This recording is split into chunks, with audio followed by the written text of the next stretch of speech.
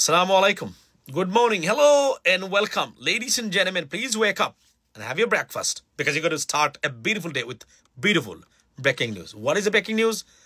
আপনারা জানেন যে বেপরোয়া বিদেশ মানে বাংলাদেশে নিষিদ্ধ দল লীগ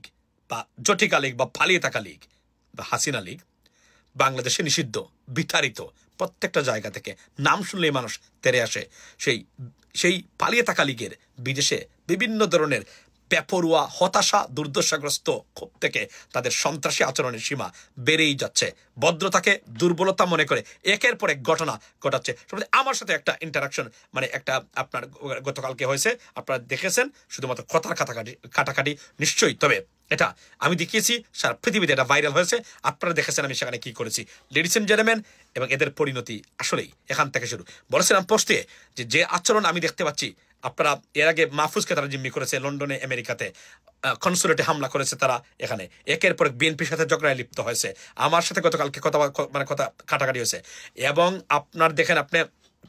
আজকে আপনার এনসিপি নেতা আখতার হোসেন এবং তাসনিম জারাকে ডিম নিক্ষেপ করেছে তারা এবং এখানে তারা হ্যারাস করেছে অ্যাসল্ট করার চেষ্টা করেছে এবং এগুলা চলছেই তাদের বেপরোয়া রীতিমতো বলছিলাম